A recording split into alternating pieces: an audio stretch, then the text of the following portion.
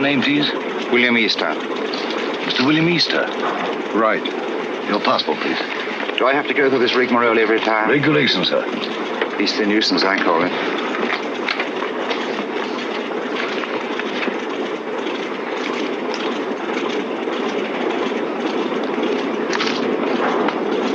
You'll receive your American visa in Lisbon. Will there be time? Definitely.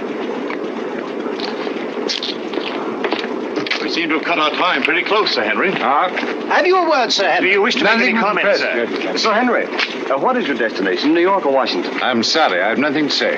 Sir Henry Marchmont, official business. Oh, Sir Henry Marchmont. Sir Henry? Joe? Good luck, Sir Henry. Thanks, I may need it. Shall I take your case, sir? Definitely not. Sir Henry, don't mind. Sorry. I see. You think the old boy carried the fate of the Empire in that little black case? Perhaps he does. Time's up, boys. Roll it away. Lively now. Hey, just a moment. You're shy of one passenger. Hold on. Wait a bit. Wait, I say. I've got passage. Yes, all right. Your name, sir? Grayson's the name. John Grayson, senior clerk, Paro Nash and Paro, solicitors, Chancery Lane. You've got it all there. Everything quite regular. Sorry to delay you. Missed the bus. Had to take a taxi. Fearful nuisance. Yes, sir. Hop aboard. Will you be late now? Thanks. Thanks awfully. Sorry to delay. Thanks awfully. Right-ho, boys. Roll it away.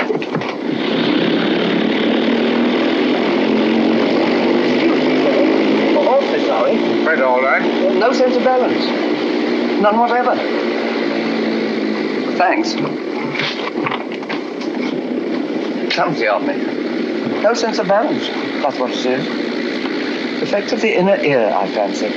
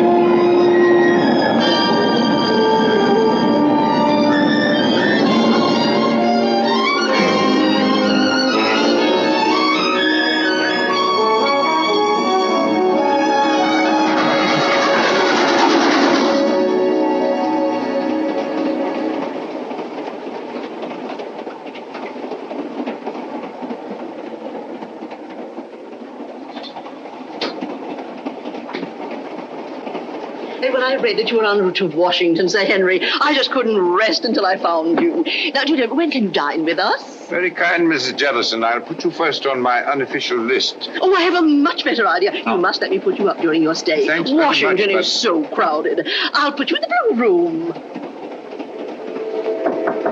Come in.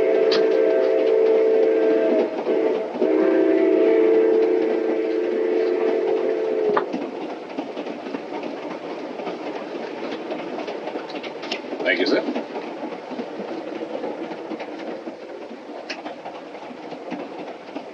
But if Sir Henry isn't the one, who is? I don't know. But the head received a cable from London tipping him off. It's up to us to find the real British agent before this train reaches Washington. Yeah. Whoever's got the document will be protected there. If Sir Henry isn't carrying it, I've got it. Besides Sir Henry and myself, only one man has come all the way from London. A chap called Grayson, John Grayson. Well, then Grayson's our man. Grayson's carrying the document, while Sir Henry's being used as a decoy. It's so old, it's new. When Grayson leaves the club car and goes to get his luggage, that's our cue. We know what to do, Easter. Good. That's Grayson standing at the bar. The little fellow.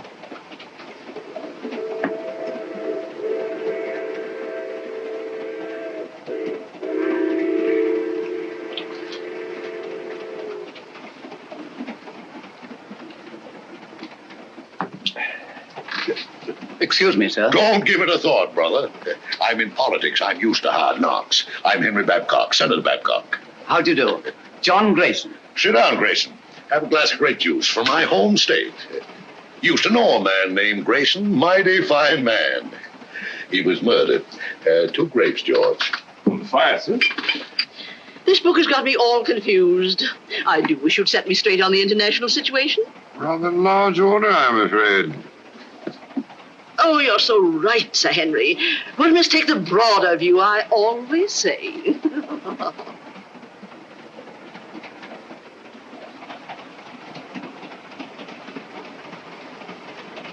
Another grape juice, Grayson. You can't have too many vitamins, I always say. Thanks, Senator.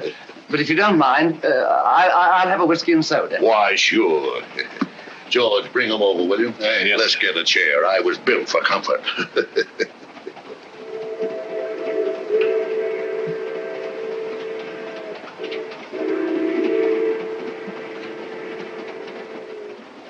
Jolly little beggars. What? Kept some myself as a lad, till Mother got a cat. Shh. Don't say Z-A-D. Oh, sorry.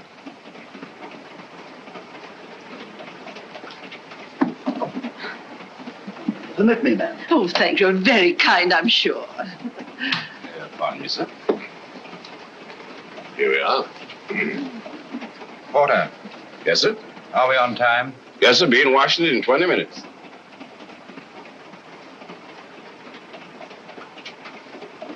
By the way, Grayson, what's your line? Line? Yeah, what business you in? What's your racket? Oh, I represent a London legal firm. Parlow, Nash & Parlow. Paolo. I used to know a man named Paolo. No, it was Marlowe. Couldn't have been the same fella. No, I suppose not. I've been making a tour of my state, getting the opinions of the home folks, taking a lot of their ideas back to Washington. I'd like to hear more of your activities, Senator. Give me your address, sir, and I'll have all my speeches mailed to you. You're quite too kind, sir. Sorry I have no card.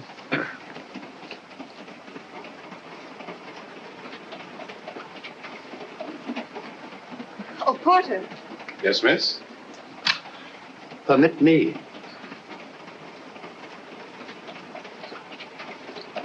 Thank you very much. Not at all.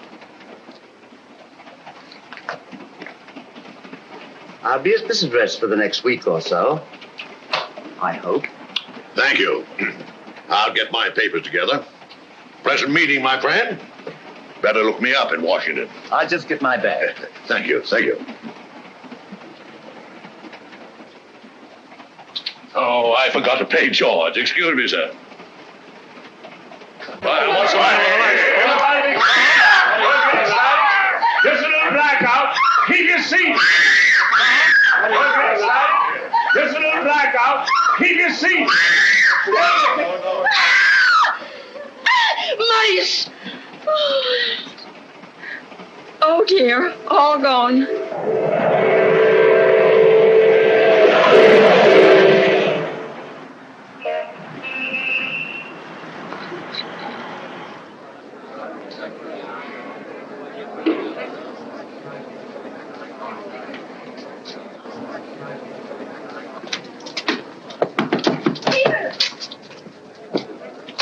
Peter. Nancy, darling.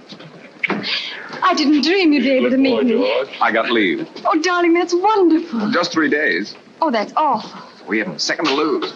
First thing I did As I was saying, Sir Henry. was get this. Oh, honey. This finger. Well, I haven't had much experience. Look, day after tomorrow, your aunt's giving us a reception. Until then, you and I are going to be a couple of busy people. Oh, I beg your pardon.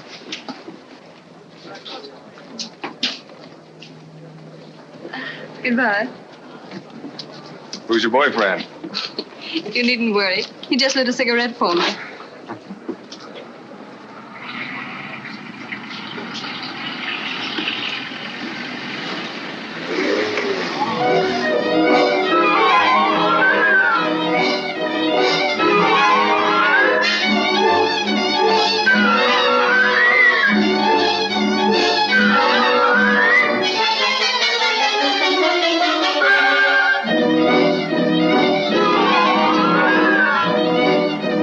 the BBC News Bureau, broadcasting from London. At this time, we present our regular morning summary of the news.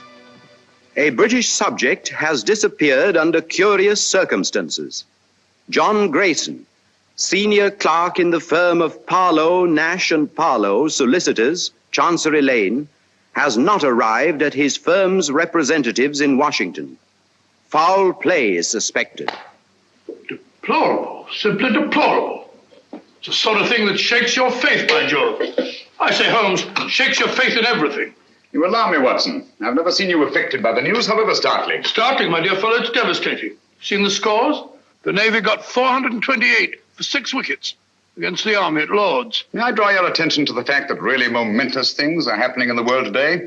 I know all about that. I'll get to them later on. Excuse me. Mind my egg, Oldby. Oh, I'm sorry. With your consuming interest in the game, I'm surprised that you've changed your mind about running up to Lord's cricket ground this afternoon. It can't be helped. I had to put it off. How did you know I changed my mind? Elementary, my dear Watson. Invariably, when you go to a cricket match, you fill your flask with my best whiskey. Just now I noted in passing that the flask was empty. The single whiff informed me that it had been recently filled. Obviously, after filling it, you would pour the contents back into the bottle. Therefore, you had changed your mind about a cricket match. You amaze me, Holmes. You positively amaze me. Come in, Mrs. Hudson. Oh, excuse me, Mr. Holmes. There's a gentleman, and he's very insistent. Well, I do declare he followed me right up the stairs. Didn't I ask you to wait? My good woman, you may ask me to wait, but not the British Empire. Mr. Holmes, I must talk to you immediately. How are you, Mr. Arons? That will be all now, thank you, Mrs. Hudson. My good woman, indeed. Arons? I seem to know that name. Don't tell me, my dear Watson, that you don't recognize Mr. Arons at the Home Office. Oh, yes, of course. I knew you the moment you came in. How are you, Arons? How do you do? Did you see what the Navy did to the Army at Lord's yesterday? All right, Watson, Yes, go yes. on with your breakfast. Bad show. 428, 6 wickets. Oh, Mr. Holmes, I'm here on a matter of the utmost secrecy. I assure you, Mr. Arons, that Dr. Watson is the very soul of discretion. Won't you sit down? By the way, Watson, please be so good as to keep tapping on the table with your knife. Tell me what you will, It will break the wavelengths if by any chance there's a dictograph in the walls. Oh, really? Cigarette? No, thank you. You can stop now, Watson. Well, Mr. Arons, I take it you've called on me in connection with the kidnapping of John Grayson in America last night. Oh, yes. Yes, exactly. Grayson was carrying a document of a very confidential nature. Indeed. Its contents are of such great international importance that I am not at liberty to reveal them. But if that document falls into the hands of the enemy, I can only say it will be absolutely disastrous for this government and our allies. For that reason, we did not wish to transport it to Washington in the usual way. So a regular King's messenger, Sir Henry Marchmont, was dispatched. Not carrying the document, of course. That's right. Sir Henry was a sort of... red herring, shall we say? Precisely. Mm-hmm. The document was actually entrusted to a reliable but insignificant man in our Secret Service. On his arrival in Washington, he was to make himself known to Sir Henry and deliver the document. Now, not even Sir Henry knew that this man, Pettibone, who traveled under the name of John Grayson, was the real messenger. Pettibone? Yes. Alfred Pettibone? Yes. Good man. None better. I've worked with him often. I hope you may be able to work with him again. But he's completely disappeared. He's vanished, gone, without leaving a trace. I can see the possibility of serious ramifications in his disappearance. Exactly. So far, we've been able to keep the knowledge of our loss from both the American and British public. Holmes, you must retrieve that document before it can be used against us. Of course, the Washington police have been notified of Grayson's disappearance, but even they don't know that he was carrying the document. Now, that's about all the detail I'm at liberty to give you. Well, if they've got Grayson, that is Pettibone, they must have got the papers. Not necessarily, Watson. It doesn't follow because they've got the man, they've got the document. What form was this document in? It was typed on 2 sheets of legal paper. 2 sheets? That's too bulky to swallow. And dry, Watson. Fearfully dry. Especially legal papers. Well, whatever shape the document was in, I trust Pettibone to get rid of it before anyone could lay hands on him. The document must be found before it falls into the hands of our enemies. I'm here on behalf of His Majesty's government to urge you to find it. That means going to Washington, of course. With all possible speed. A bomber is waiting for you at Croydon. Goodbye, Dr. Watson. Goodbye, sir. Goodbye, Adams. Goodbye, Holmes. Good luck. Thanks very much. We're relying on you. Oh, Watson. We're off to Washington at once. America? I say, that's exciting. I've never seen a game of baseball. Let's go and start packing at once. First, I'd like to take a look at the home of Alfred Pettibone. Come on, Watson.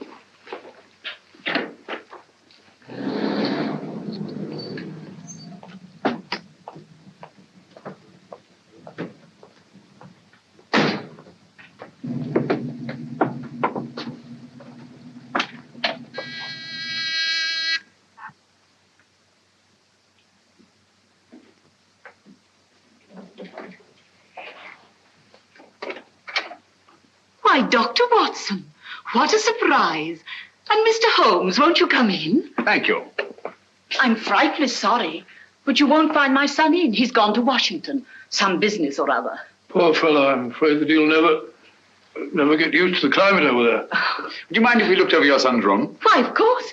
It's upstairs. Thank you. Some friends tell me it's very, very muggy, very sticky. I had a letter from Philadelphia the other day. You'll find his room in a dreadful pickle, Mr. Holmes. Quite literally is. If I as much as put my nose inside. As if I cared anything about his silly old collection.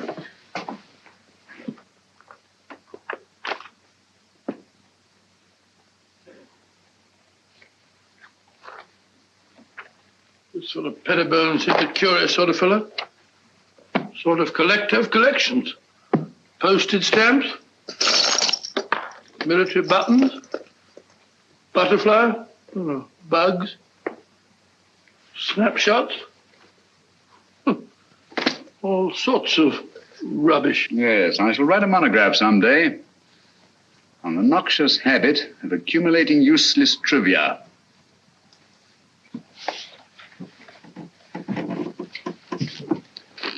Please be so good as to stop pacing, Watson. You distract me. All right, all right.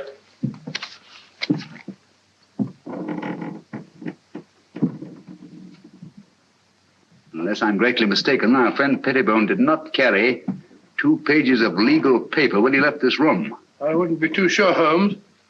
Ashes are deceptive, you know. On the contrary, my dear Watson, the rag used in our official documents leaves an ash that is unmistakable.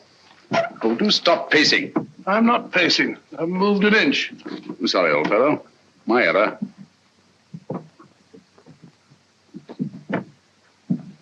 Must be Mrs. Pettibone. Heavy woman, light on her feet. Doesn't follow. Our friend seems to be quite a camera enthusiast. What's this? Cook F1.5. That's a very fast lens. F3.5. Summer. Copying setup. American match folders. That's right. USA. Now, why would Pettibone want American match folders in his work? And a microscope. Most interesting. Oh, what's this? Watson, this microscope was last used for examining microfilm. I'm beginning to see the pattern. Stop now. Did you know that the letters of our soldiers overseas are being photographed on microfilm so that one carrier pigeon can carry the equivalent of 18,000 letters?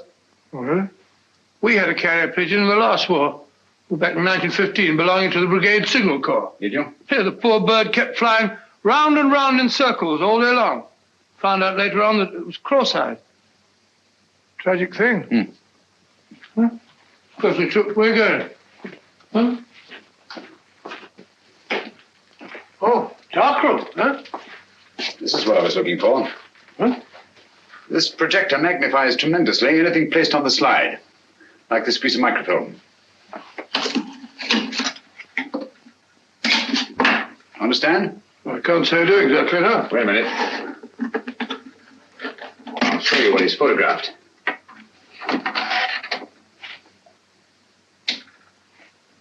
Oh, it's a match folder. What do you want to photograph that for? Probably to line up his equipment before he photographed the document. We've got it, Watson. Over? Yes. Come along. Oh, it's all as clear as mud to me. Just as I thought. This document has been reduced to microfilm to make its concealment possible. Alfred Pettibone is a most ingenious fellow. A bulky document is obviously difficult to conceal. But 2 pages of a state paper, photographed on microfilm, would be reduced to a size no larger than a halfpenny stamp. Slitting a match folder with this razor blade,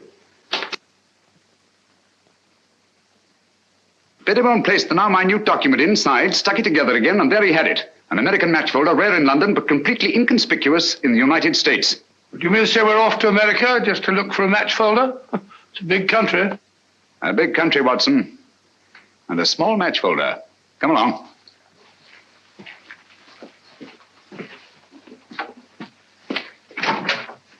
Did you find what you were looking for, Mr. Holmes? Yes, thank you, Mrs. Pettibone.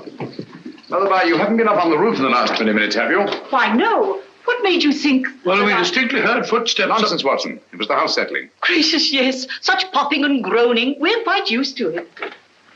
Thank you. Goodbye, Mr. Holmes. Goodbye, Mrs. Pettibone. Goodbye, Dr. Watson. Goodbye. So sorry you missed Alfred. I'll tell him the minute he gets back. Gets back?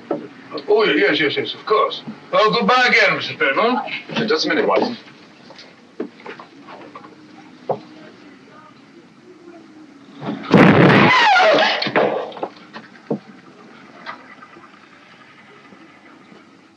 That was no accident, I assure you, Watson. Well, aren't you going to find out who did it? Time's too precious now. But at least I know they've learned of my entry into the case. They? Who are they? The same group that took Alfred Pettibone off the train on his way to Washington. A group that will stop at nothing to get their hands on the document he carried. Their leader is a clever, resourceful criminal who seems to have sources of information from everywhere. Oh, that means a worldwide organization. Who'll stop at nothing, you say? Quite. That's why we must get our bags and ourselves aboard that bomber without delay. We're opposed by an adversary worthy of our best efforts. At present, he has all the advantages. Even that of being only a merciless, nameless shadow. Think of it, Watson. In a few hours, we'll be flying out over the Atlantic.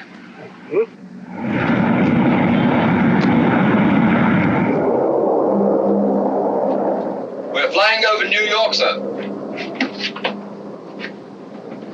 New York, eh? Yes, sir. We've been cleared by radio. Non-stop, Washington.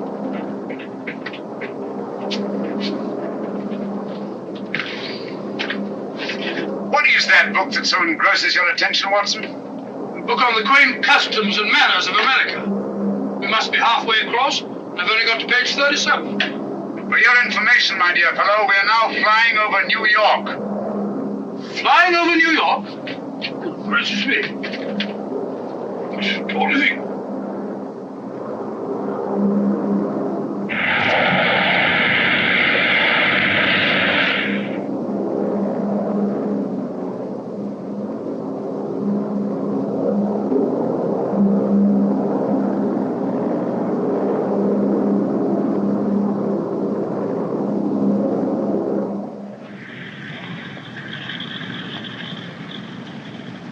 This is the embassy car, Mr. Holmes. You're being very helpful, Mr. Lang. Detective Lieutenant Grogan of the Washington Police. How do you do? Welcome to Washington. Thank you. This is my associate, Dr. Watson. How do you do, sir? How are you? I suppose I should say, how are you, buddy? What's cooking? Oh, come along, Watson. Oh, it says it's in the book. What's cooking?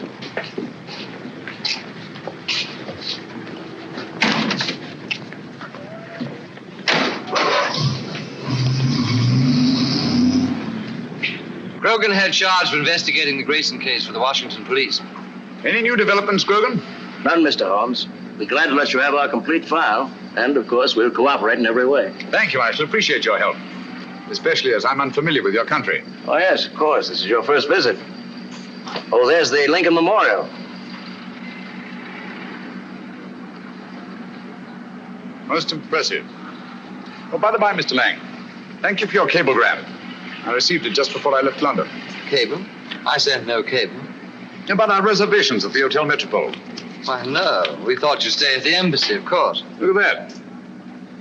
Well, since some strange person has taken such an extraordinary interest in my welfare, I think I shall stay at the Hotel Metropole. Oh, Mr. Holmes, there's the Washington Monument. There's the Capitol, Mr. Holmes.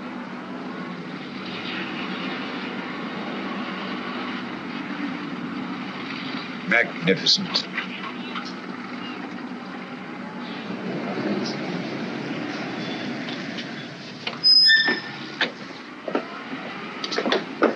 We're expecting you, Mr. Holmes. Thank you. I questioned everybody known to have been in that club car, as a matter of course. Sir Henry Marchmont confirms that Grayson had contact only with the people on this list. Now, he had a drink with Senator Babcock, and he chatted with a Miss Pringle about some mice she had in the cage, and he picked up a book dropped by Mrs. Jellison. Not very much to go on. How many of these people have been attacked already? I've heard about your deductions, Mr. Holmes. Well, Senator Babcock was held up on his way from the station, with nothing taken. Mrs. Jellison's home was ransacked that night. And she found the book that she carried from the train literally torn to bits. That's right. Miss Pringle? Well, Miss Pringle says someone released the mice from the cage during the night sometime, and she found the cage torn apart. What happened to the mice, I wonder? An intriguing line of thought, Watson, but not essential to the case. Mm-hmm. Apparently, Grogan, they're still looking for the document. I'd very much like to have a look at that club car. Well, that'll be easy. I have the car held in a siding in the railroad yards. Good. But we've searched the car thoroughly, Mr. Holmes. We couldn't find a thing. Well...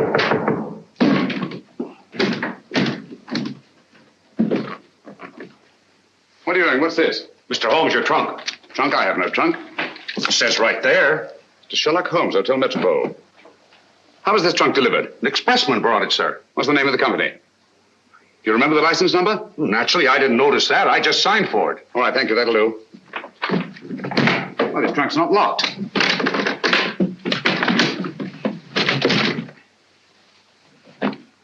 Great Scott. Poor chap. You recognize him, Mr. Holmes? Yes. Who was he? The man we're looking for, John Grayson. His real name is Alfred Pettibone. British Secret Service. Why should they send the body here? Obviously to frighten us. Or to tell us they know that Sherlock Holmes is on the case. Gentlemen, they knew we were on the case as early as their attempt on our lives in London.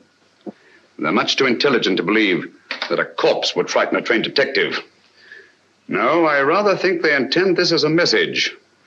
And they wanted to be sure that I'd be here at the Hotel Metropole to receive it. Message? What do you mean? They want us to believe that they found the document, and therefore have no further use for Grayson. Well, if that's true, then we're done for. I'm not so sure that it is true, Watson. If they have the document, why are they wasting time sending me this? No, it's an attempt to throw me off the track. Grogan, you have a police laboratory, of course. Certainly. I'll see what I can find out about the body. Yes, whatever marks it reveals. And the trunk. A microscopic examination. Everything about it. The lining, the blanket in which the body is wrapped, everything. Let nothing escape. We have the best police laboratories in the world, Mr. Holmes. I beg your pardon, Lieutenant Grogan. Oh. You see, I'm so accustomed to working quite alone at my lodgings in Baker Street that I sometimes forget the more modern scientific methods so particularly effective here in America. But if there's anything there, they'll find it, Mr. Holmes. While you're doing that, I'll take a look at the club car. Coming, Watson? Here we are, Mr. Holmes. I have the porter, as you asked, and the railroad company sent Mr. Moore to unlock for us. Delighted. How do you do? Very good. Let's go in. This way, gentlemen. Well, it looks as if the police have made a thorough search. Whoever did it wasn't the police. There have been visitors here since our friend Grogan. My goodness, look at our car. Talk about a blitz. I say, Holmes, if Grayson hid anything in this car, it certainly isn't here now. Not necessarily, Watson. If you'll help me put this place in some kind of order. Yes, sir, boss. This would go about here, I imagine. That's it, boss. Yes. And, wait a minute. Oh, yeah, that's certainly more like it. Yes, sir. Thank you. That'll be all. Watson, will you be Mr. Grayson for the moment? Grayson? Oh, if you want me to, old man. What do you want me to do? You're having a drink at the bar. Oh, drink? Oh, that's not a bad idea. Drink at the bar. Bring me a whiskey and soda, will you, Stuart? Stuart? Sorry, Dr. Watson, but the bar's closed. Well, says the bar's closed. According to Grogan's reconstruction of the scene, let me see.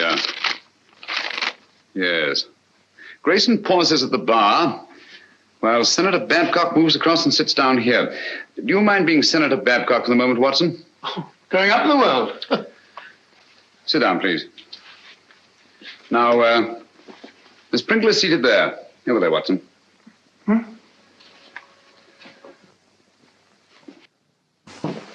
Now, Miss Pringle. That's right, the mouse woman. Oh, the mouse woman. Watson, over here, please. No, not there. Not there. That's Senator Babcock. Oh, pardon me, Senator. Sit down, please. Now you're Mrs. Jellison. Oh, excuse me, Mr. Holmes. He ain't Mrs. Jellison.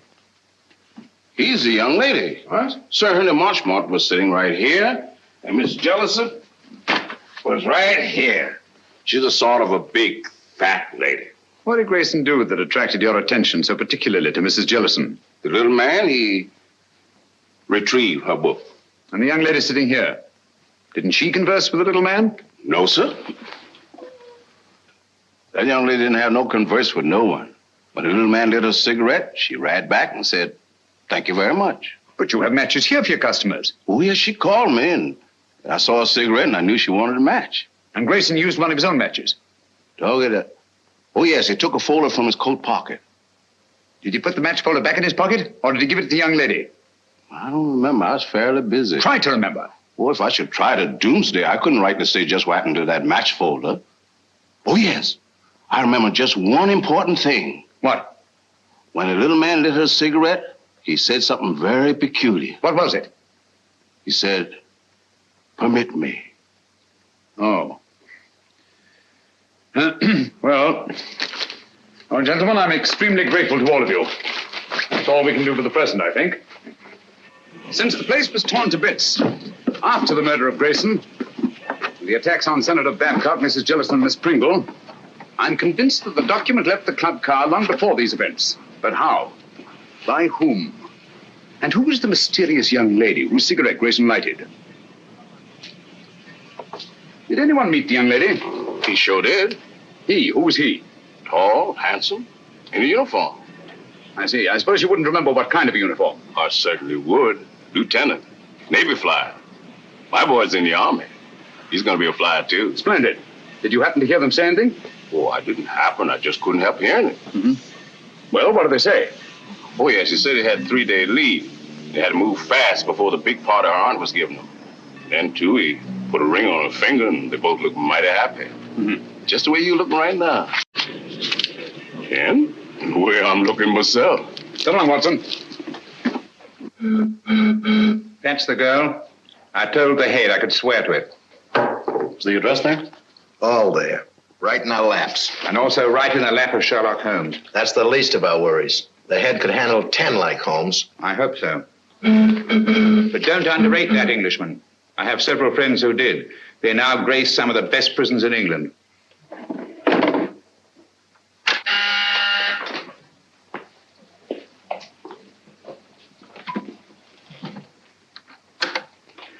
Yes, sir? I talked to the catering company. It's quite all right. They could hardly refuse me. It's the Acton Company. The Acton Catering Company. Yes, sir. I know what to do.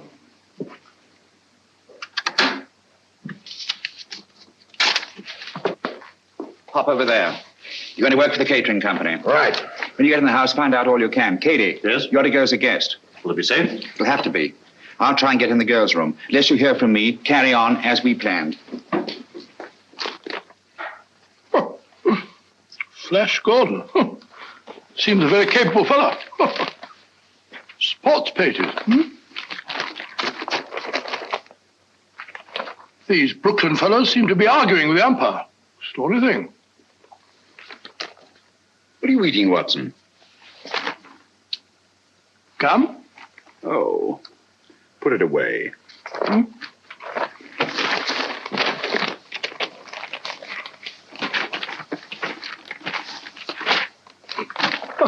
Never seen you take an interest in the society columns before.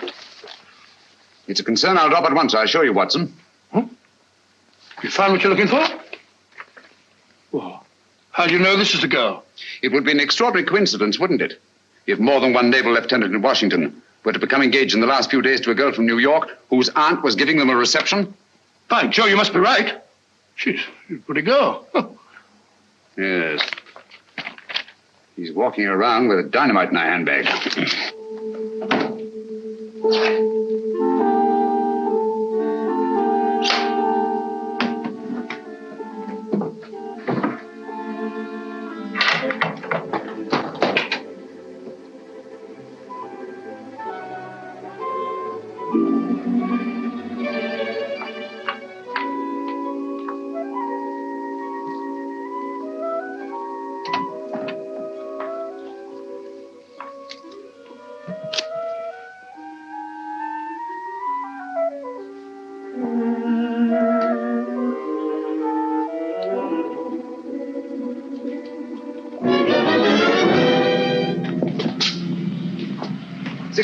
Wardlaw Place.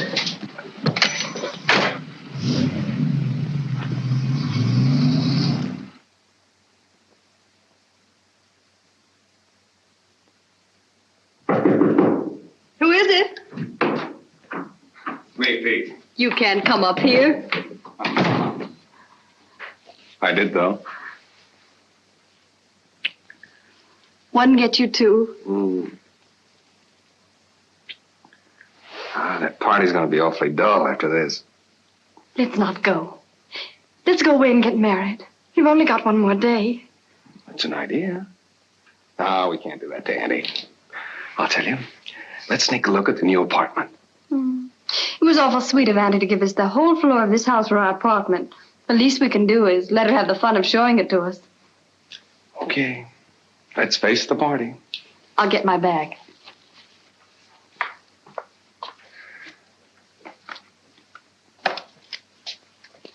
Thank you. Oh, no, you don't. That's the way I got them.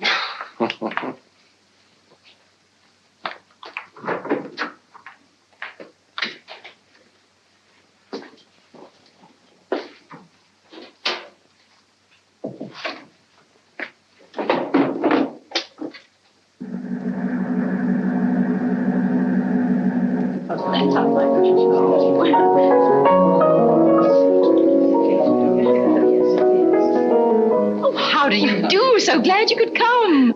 This is Mrs.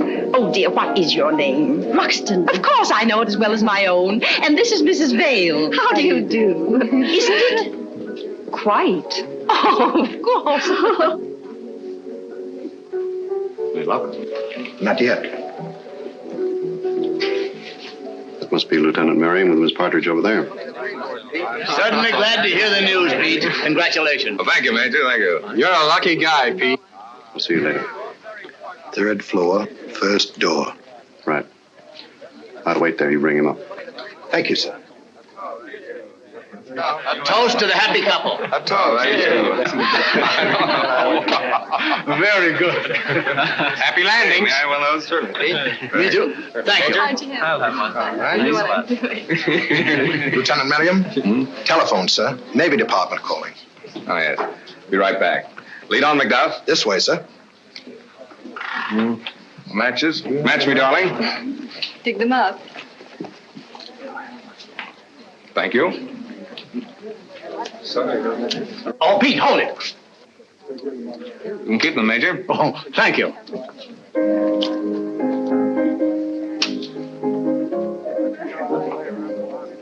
Thank you. Not for me, thank you. No, thank you. Why up here? They said it was private. There's a phone in here, sir. Hey, it's my new apartment. Miss Partridge didn't want me to see it till after it was finished. Here you are, sir. Quite a smell of paint, sir. In here, sir. Thank you.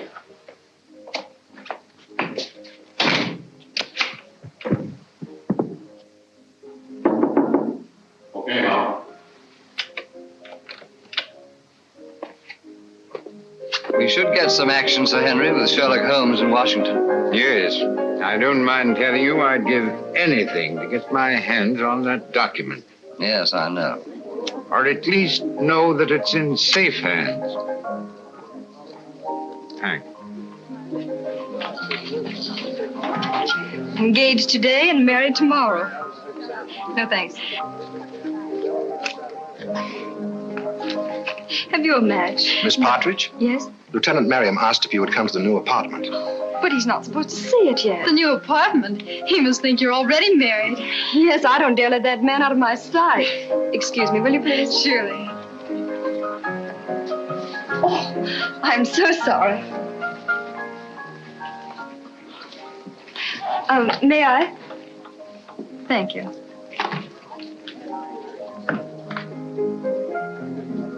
This way, please. Oh, I know the way, thank you.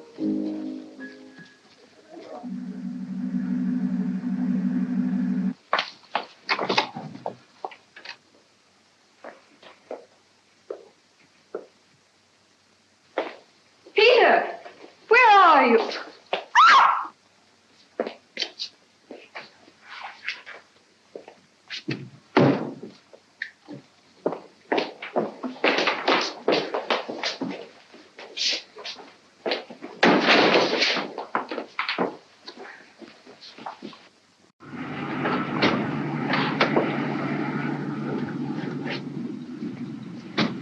Well, here we are, Grogan. Good connection. We'd better go into the party. Well, I think you better go in first, Mr. Holmes. I'm not very good at this sort of thing. I think you do all right.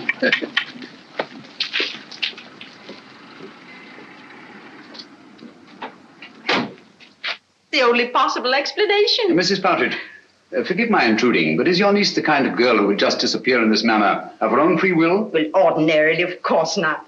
But the girl's in love. In love? Well, of course, if they're in love, that's... Even so, they'd naturally tell you of their destination. Really, I've no idea.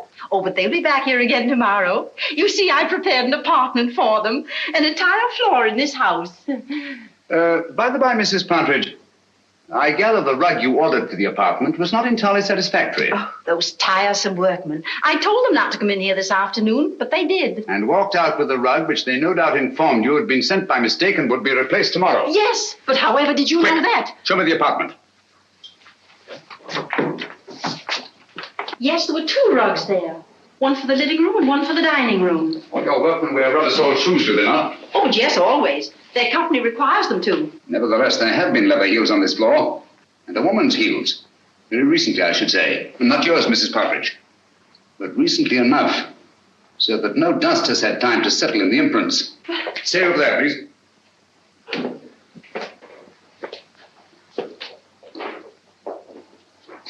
There seems to be a struggle over there. A woman's footprints disappear and a man's leather heels come round and stop there. Either she was carried out in the carpet or else... Where does that door lead to? Why, it's a dressing room. Perhaps an ordinary skeleton key. Try it. Watson, this is a matter for you, I'm afraid. Excuse me. Who is he? Is it Miriam? Peter! Take it easy, Mrs. Partridge. Let the doctor examine him. How is he, Watson? Nasty crack of the head. Nothing serious, thank heavens.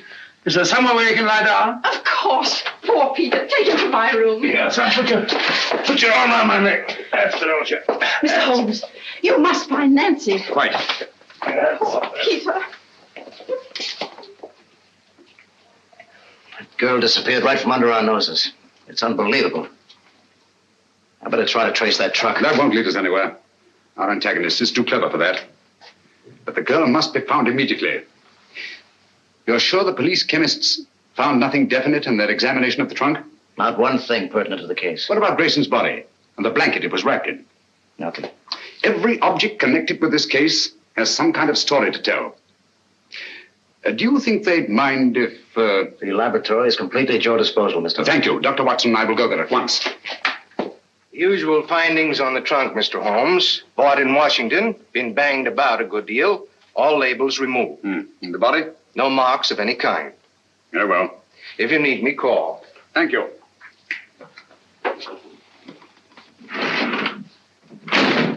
Watson, please.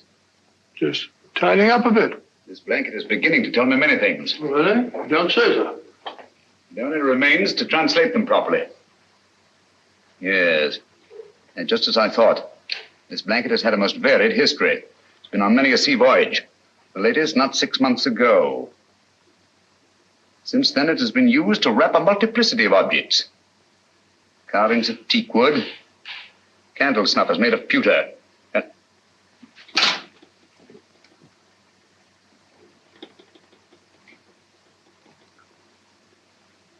And furniture. Furniture? Yes. Teak wood leaves an unmistakable stain. Pewter rubs off easily. And there are evidences of wax drippings. But what particularly concerns us, Watson, is the furniture. Most likely a chair. Louis the 15th. In yellow and maroon satin. What do all these things suggest to you, Watson? Let me see. An aunt of mine, Matilda, lives in Brighton.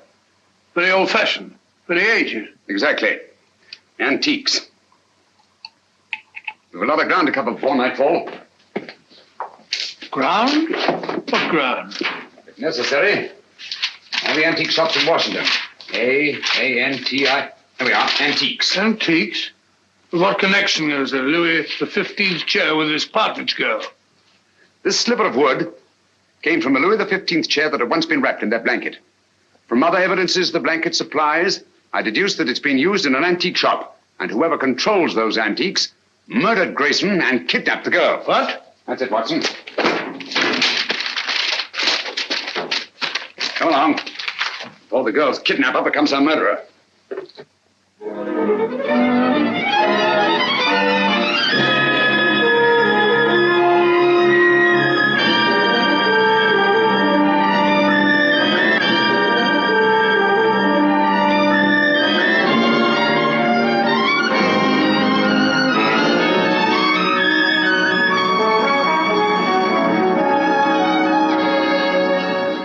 I'm fed up with all this shopping for antiques. You must keep searching, Watson. The girl's in grave danger.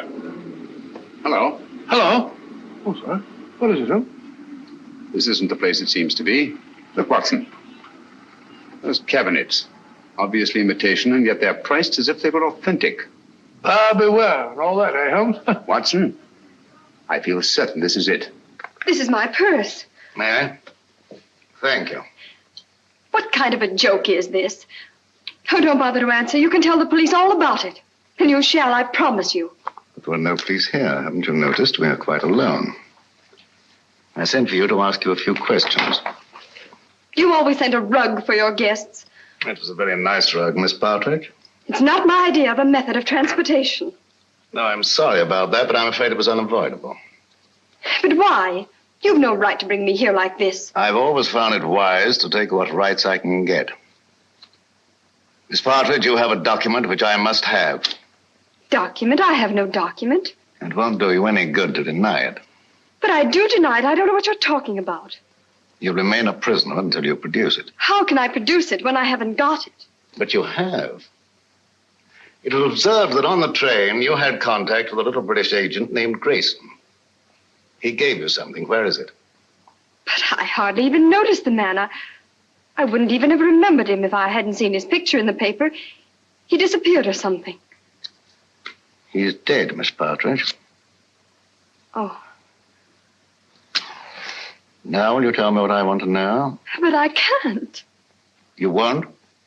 I can't, I tell you. Let me out of here. He gave me nothing. That's strange, because I know he spoke to you. There's something very curious about that door up there. To open it, you'd have to know the combination. But I tell you, I spoke to no one on that train. Now, didn't the little man try to be attentive to you? Oh, he may have offered the usual courtesies. I don't even remember. I see. I'm sorry. Aren't you spoke one of the years? Thank you. And you're quite sure he said nothing at all to you? Of course I'm sure. Permit me.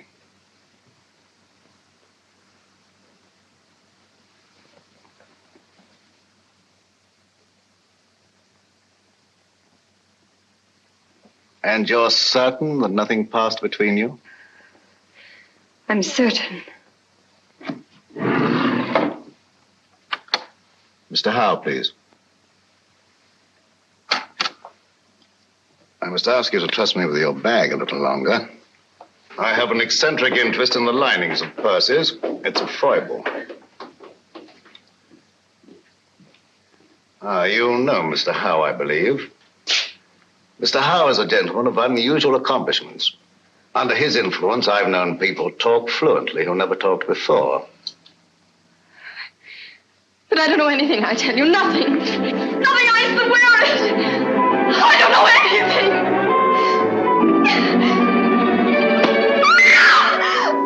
You stay out here. I'll go inside. I'll assume the character of an eccentric art collector.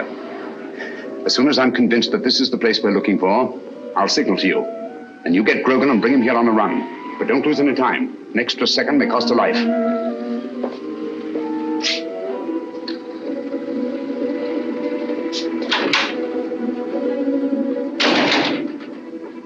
No, madam, I don't know who she is. But notice the modeling. It has good symmetry, good lines. Oh, I'll be right with you, sir. No, thank you. I'll just take a look around.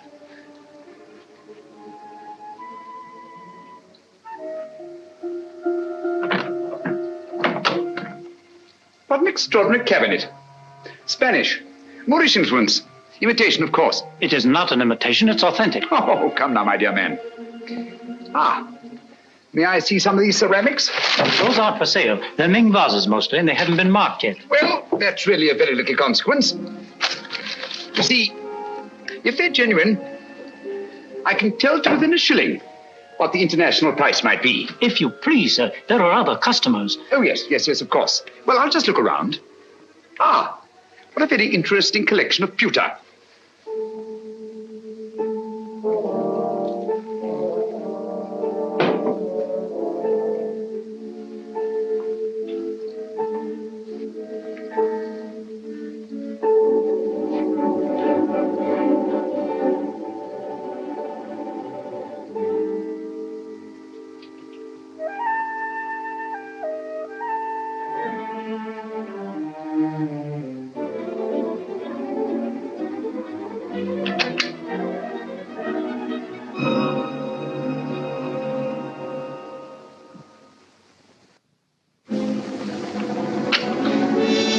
That'll be $500. Now, would you just give me the address where you want it sent? Yes, Mrs. J. Wellington, Jr.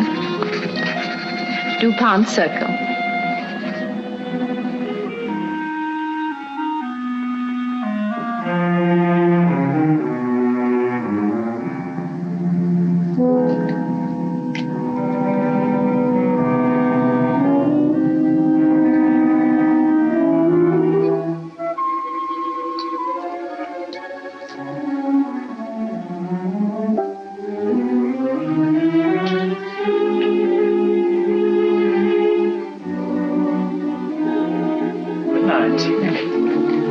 Good night.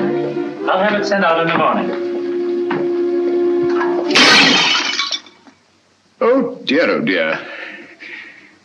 I'm most terribly sorry. You've broken one of our best pieces, sir. Ming Dynasty. Tang Dynasty. Not Ming. Definitely not Ming. It is my business to know, sir. The pottery is Ming and worth $2,300. As we're closing for the evening, I must ask you to settle at once. Oh, nonsense, my good man. Tang pottery is worth $600 at best. Just a moment, please. Yes, of course. Hello? What's going on up there?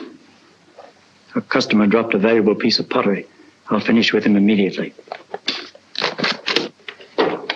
How can you say that it's Ming? 2,300 fiddlesticks. You asked $2,300 for something that's worth no more than $600. I demand to see the proprietor. Now, wait There a are minute, bureaus for the protection of innocent customers. Show me to the owner of this establishment, or I'll turn the entire affair over to my legal representative. Ming, indeed. Just a What minute. chicanery, what skullduggery. I mean to put an end to it this very night. Ming for Tang, indeed. And I won't be put off. Call the proprietor immediately. Very well. Just a minute. Yes? This man's mad. An eccentric collector. I can't get rid of him. Insists on seeing you in person. All right, stall him for half a minute, then send him into my office. I'll get rid of him and quickly. Oh, how? No screams till the customer's gone.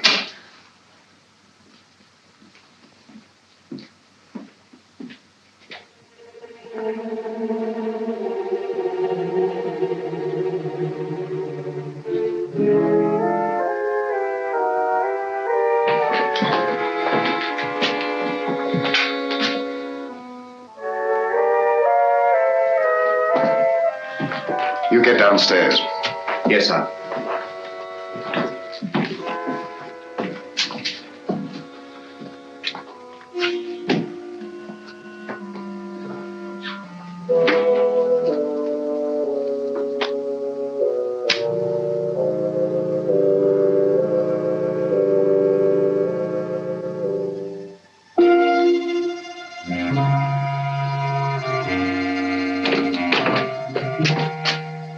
I'm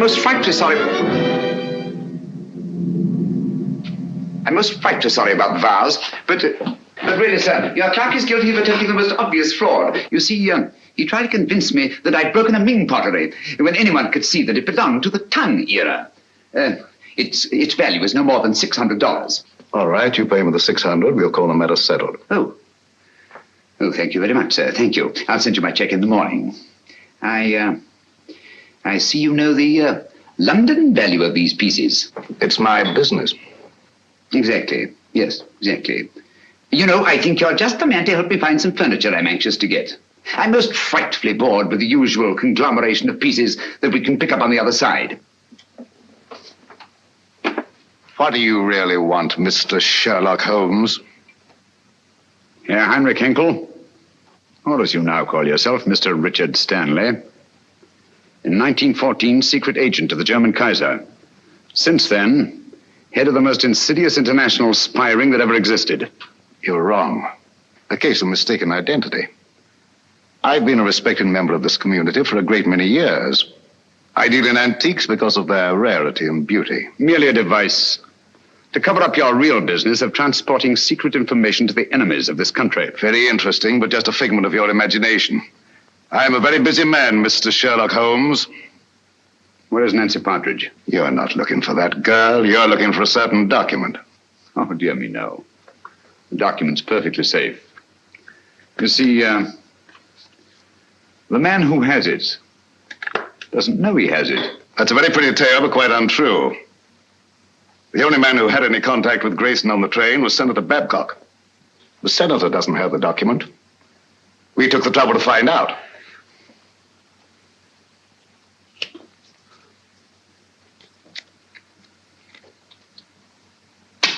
Permit me. Thank you. Perhaps you've been misled by the common notion regarding the shape and bulk of state papers. They might easily have been reduced to a convenient size, you know. Say, a document no larger than a postage stamp. Postage stamp, huh? That's a very interesting theory, but not supported by the facts. And quite beside the point. Where's the girl? She's not here, of course, but you're quite at liberty to look round if you care to. Thank you. I shall do so.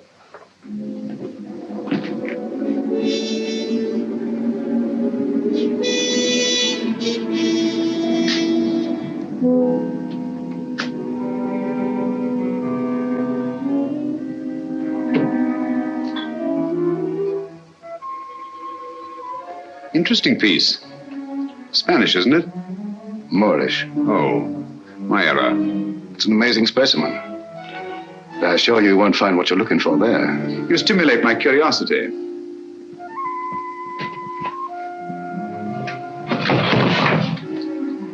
This might be interesting.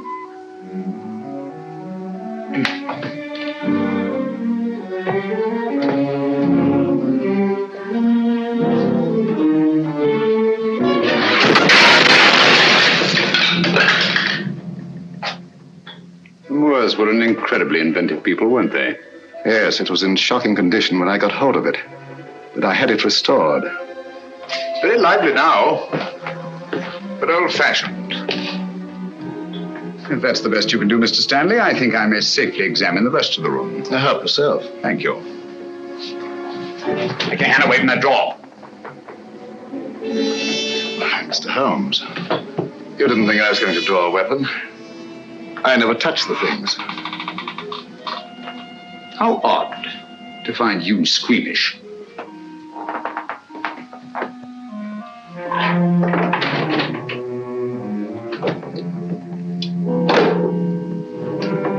That connects only with the shop. You're very quick to say so. And yet a short while ago, I saw two other men in this room. And they didn't go back into the shop, so there must be another exit. And perhaps another room. Yes, Mr. Stanley, what is it?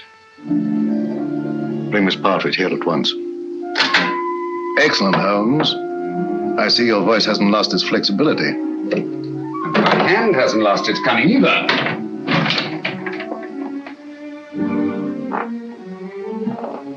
When they come here, tell them to leave the girl with you and to clear out. You think I'll do that? Yes, you will. You're playing with lives now, Stanley. Not just the girls.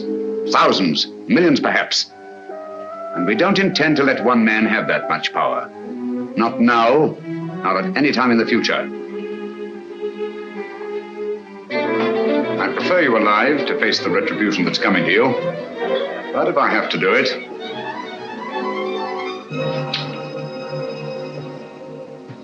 All right, Mr. Holmes. I suppose we must all meet our match sooner or later.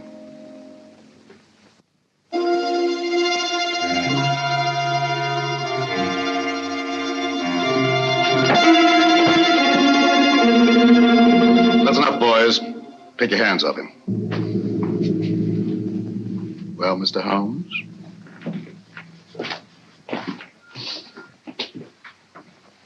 Tell the clerk to go home and see the front door's locked.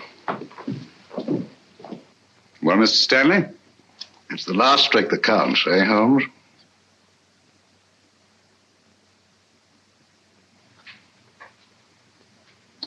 I'll remind you of that later.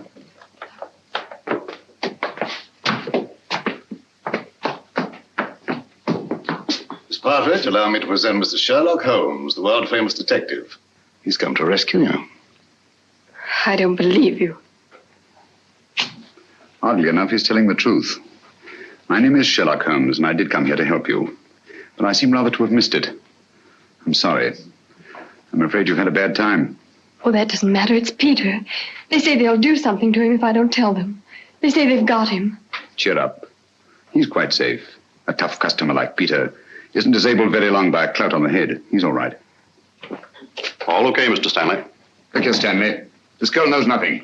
I promise she won't even identify you. Well, unfortunately, she knows enough to hang us. So do you. I'm surprised at you walking into a trap like this, but you see the position I'm in and what has to be done. Katie, how?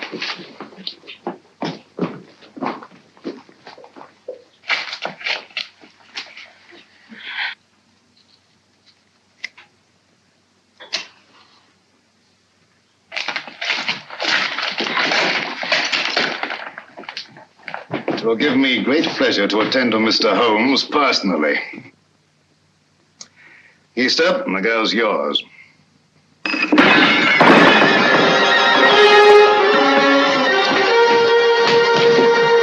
It's the police! Open up, that's the police.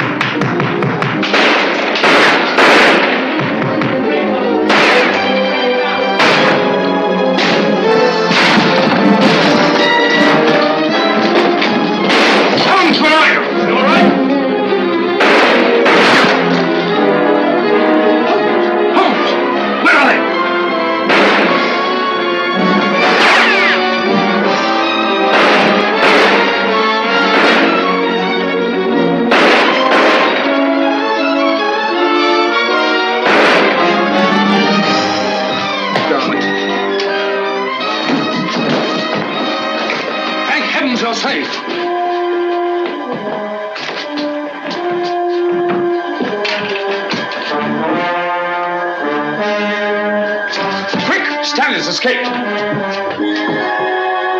right, boys, bring them along. Come on, Lieutenant. Send it off this building. Double quick.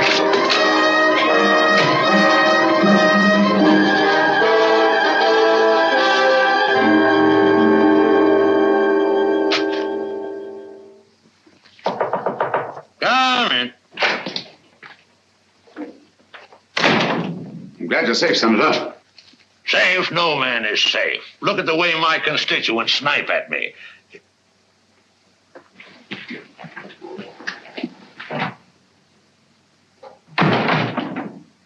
I don't recall seeing your face before, stranger. I don't think we've met. Well, that explains it. My name is Sherlock Holmes. Glad to know you, Holmes. What's on your mind? Senator Babcock, I'm here to inform you of great peril to your life. Richard Stanley, a dangerous criminal, is now on his way here. Richard Stanley? Why, he's the most respectable citizen of Washington, has been for years. What could Stanley possibly want from me? A document. I'm under the stamps of a letter given to you by a chap named Grayson. Grayson? Grayson? Used to know a man. Grayson? Why, that's the fellow disappeared. Say, I got that envelope right here in my wallet. Now, what does Stanley think could be under these stamps? A secret document of grave import. Reduced to microfilm and concealed under these very stamps. Thank you very much, Mr. Holmes. That's just what I wanted to know. I might have missed this microfilm if you hadn't led me to it. I seem to have underestimated your capabilities, Mr. Stanley. Yes, Mr. Holmes. Your famous powers of deduction and observation made it very well in Limehouse or Soho. But here in America, I believe you're out of your depth. If so, the verdict of history will be severe indeed. You nervous, Sherlock Holmes? I must confess to a marked irritation. Do you mind if I smoke?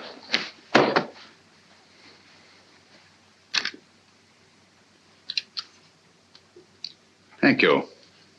The whole course of the world might be changed by your acquisition of the microfilm. Oh, it will be, and for the better.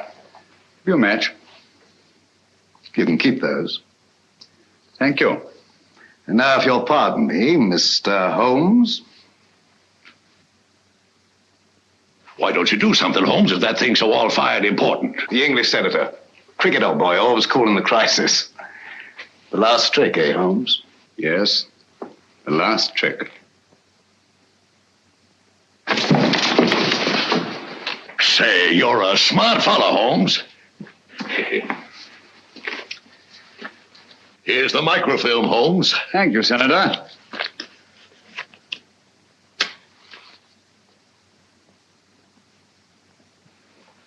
I say, Holmes.